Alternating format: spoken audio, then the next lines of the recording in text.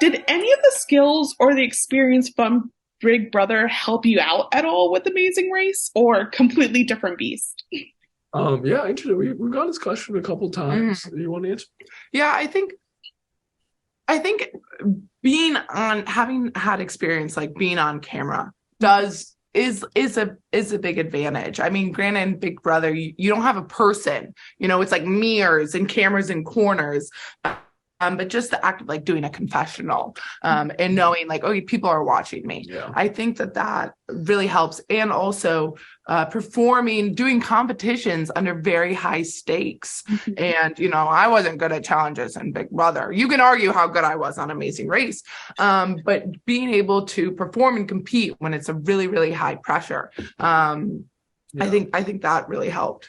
Yeah, definitely. Mm-hmm. Claire's going to be kind of like my spokesperson today. Yeah, so, yeah. I'll be kind of like chipping in when I really want to use my last two vocal strands. Yes. And Yes. Fair. I'll also answer how I think Derek would answer this. He would say something about like being steadfast during a challenge. And like Derek always, when he was doing challenges, would look for the hack, look for the trick. And try to figure out how can I game this game and what can I do differently from everyone else. And that is something that we really took into the race. Like choosing to do the games over the oil, him sprinting through a desert with a metal detector, any little advantage that we could do, we would seek it out and we would try to do it. Yeah. I will say I've seen some overlap a little with the game. Claire, you probably, well, both of you, the first challenge for Big Brother 23 was literally moving pictures around. Yeah. So I was like, wow. The race, the Big Brother one is designed to be solved in like a minute on live TV, and the Amazing Race one was very tricky, very, very hard. You didn't finish it, but that's okay. That's okay. No. But it was good that I was doing someone in my group that did it faster than you guys. Okay, that's true. But I do think like having had some experience with like kind of like carnival games almost of like throwing something, running back and forth, memorizing, all these little things are useful when going on the race. Yeah. Something that fans didn't get to see is the scheming and plotting, even though I'm hearing more about it in my interviews. Derek, you went rogue in France. You went rogue, it seemed, by telling the other teams to follow you. Claire, you were like, no, what are you doing? So did you guys ever talk about what your strategy would be, either to like throw off other teams or anything like that in between, or were you figuring it out as you go? We had the strategy going into the race. We had differing ideas of what we want our strategy to be. Claire wanted to give you guys all the content and just cut throat. I want to be villainous. I wanted to be pointing people the wrong way, telling them like, oh, it's over there, like lying to them. Like, it's what I like, but I think that's also what I said on Big Brother. But then like everyone's just nice. So like Derek telling Aubrey and David to follow us. I didn't want people to follow us, but I think it was good. It was out of Derek's, like, the goodness out of his heart. It wasn't like we were trying to like get another team lost. It was like, if we have another team with us and we get lost, then someone else is lost at least. Which, was how it played out.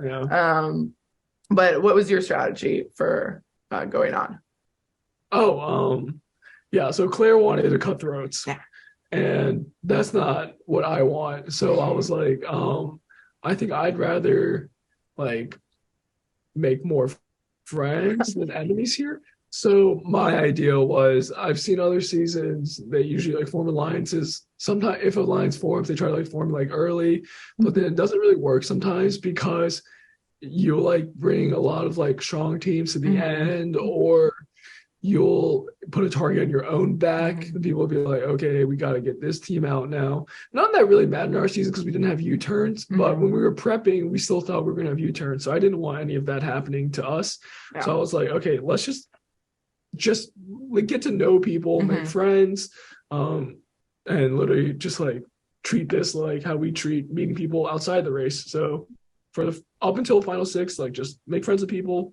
At final six, our idea was at that point we can start solidifying some like alliances and hopefully get like a team of three, and then or like a group of 3 teams, ice out other 3 teams, bring us to the end.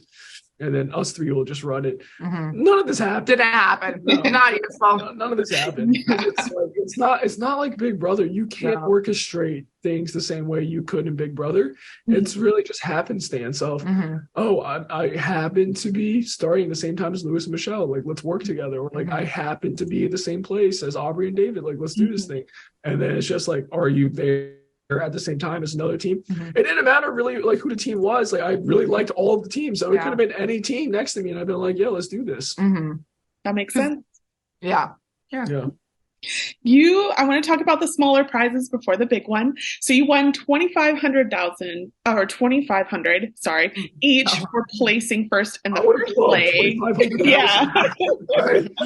For 300th episode, congratulations, Derek. $500,000. Do you have any plans for that money? And then same as like, when are you going to take this trip to Bangkok?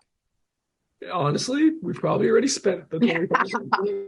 I think 2,500 might be gone. I'm sorry to tell you. Yeah, I think we spent that before we got it. Probably. Yeah, we recently moved out to Los Angeles. We had to get a new apartment So, and we have a cat now.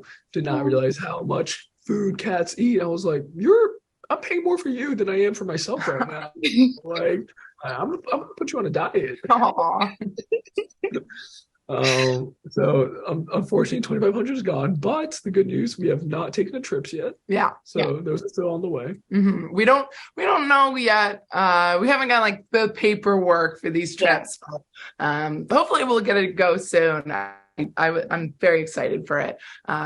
Check them out. Check out Bangkok, check out London. I think it'll be like so fun, such a blast. Yes. You talked about the $1 million would help you guys figure out your lives together. Has there been any more figuring out since filming? Yeah, I think so. We've like signed an apartment lease together. So like we've officially moved in. Even though we've been living together, it was kind of like, what is it called when you it was out of wedlock, the equivalent, because it was out of contract. Okay. Oh yeah. His name was never on a lease, it was like maybe you'd been when we rent.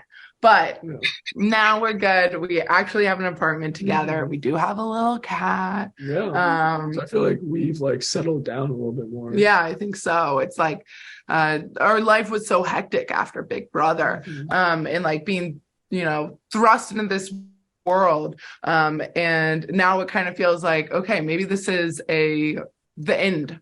It's like, I think I said it. It's like the second chapter. And now we get to go and like live the rest of our lives.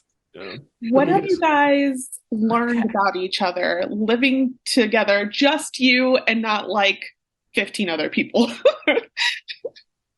That's a good question. I think, on Big Brother, we were in the house together for like 50 days, but then we're in jury together for like almost the same amount of time, like a little less. And I feel like during that time, because there's nothing else to do, nothing to distract you, no phones, no communication with literally anyone else, you get to know each other like very well. And I thought that I knew everything there was, and I was proven so wrong, so wrong. I remember after Big Brother finished, me and Claire took a trip to Mexico, and I was really excited about this. I was like, oh, I can't wait to go to Mexico. We're gonna hit the beaches, do a little bit of surfing, tanning. We get to Mexico City the first night, and we're trying to like figure out, it's kind of funny because we just won the race, but we're trying to navigate. The first day, we're trying to navigate to a restaurant, and we get into the biggest argument we've ever had, just trying to figure out, how do we walk to this restaurant? Because we can't walk through this neighborhood.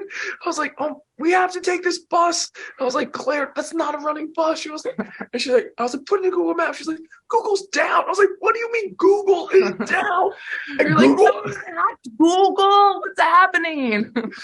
So there was a lot that we had to learn about each other on like how do we handle stress almost. Like how do we handle hard situations? And I feel like that is what we've learned. Yeah. Of like in regular life, you have more stimulus than you have on Big Brother. Big Brother, 98% of the day you're sitting on the couch. Yeah. And it's like, okay, cool. Everyone's gonna be in a really good mood if you're just sitting on a couch eating food. But like when things get hard, when things get choppy, like how do people handle that? How do you react? How do we communicate with each other? Yeah, like I think we learned the core of who the other person was, right? But then once you get off the show, it's like, what are they like with their phone? What are they like with their friends? Like there are so many aspects you don't know. And yeah, how do you handle stress? Because like in Big Brother, I wanted people to like me all the time. So like even when I'm like stressed or I'm like you just have to put on a good face and like be like, oh well, I'm affable, like okay, I'm not getting into fights. And when you're with the person sometimes you care the most about, sometimes you're a little more trigger happy to get into fights. And so you have to figure that out and you have to deal with it. And the race really makes you deal with it. And it's sink or swim, basically. Yeah. How has the Amazing Race strengthened your relationship and the way you communicate with each other? Or maybe it hasn't, since you guys are still struggling with navigation. Okay. The Mexico trip was a while ago. Okay. It was the last like December or something, almost a year ago now. Go ahead. I missed the question. Okay. I think the race really taught us what the other person needs in times of stress, in times of panic, because we cope very differently. We have different reactions to stress, different reactions to everything, basically. And so figuring out like, okay, what can I tell you that will reassure you? Or what do you need me to say? Or how do you need me to show up for you? And we had talked about that before and we thought we knew, but sometimes you don't really know yourself until you're put in environments like this. And it's like, okay, actually, this is what I need. And we would really look at like, okay, when are we fighting? What's going on there? Let's try to figure this out. So it was like, we had to approach it like kind of analytically and figure out like how can we best communicate, and we've been able to use that in our day-to-day life, and I think it's made us much stronger as a couple. I agree with that. All right, Derek, you have been on Big Brother, The Amazing Race, and The Challenge USA. Can you put them in order from least to most fave, and why? Okay, my personal favorite, like how much I enjoyed it. Yeah. Well, it's hard to beat winning $1 million. So this is true. It's setting the bar pretty high. And I think for that reason alone, I would have to put Amazing Race first. That's probably, and then I'd probably say Big Brother. It's tough. I think when I was on the challenge, I enjoyed it more than when I was actually on Big Brother, because it was like kind of like Big Brother, like in this compound, but then there was like more people. Everyone had a little bit more of an affliction toward partying. Everyone was fun. So when I was on the challenge, I really enjoyed it. I probably would have put it higher. But then after coming off of it, I'm like reflecting back on experience and like some things were mismanaged. So I probably put Big Brother second and then maybe the challenge. That makes sense. Do you have plans to continue your reality TV career, or now that you have $1 million, I mean, could still kick back and do a lot of other things? I'm just going to buy the franchise. That would be amazing. You'll see the next winner of Big Brother. It's like, congratulations, your prize is $750,000, sponsored by Derek and Claire. Okay, it's a risk to throw that out there. One thing, my last question, you really toyed with a lot of us who love you guys when after you won the prize and everything, Derek, you were acting like you're you're gonna ask a certain question. Can you address that? Is there any marriage talk or engagement talk? No. No.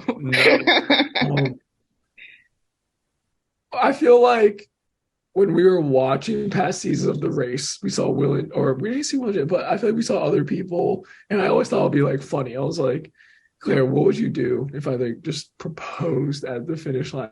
Because I know Claire hates attention, and like it'd be like her least favorite thing. It would be the worst thing possible for me. Like, so happy Will and James did it, but no, please.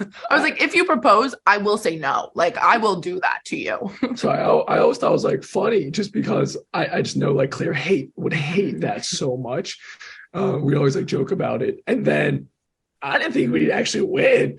So we're standing at the finish line. I'm like, oh shit, wait, I can actually do it. I can do the thing. So then Phil like just like threw me an alley-oop and was like, any questions you want to ask Derek? I was like, okay, let's do this thing. I was like, it's go time. Just reckless. Yeah.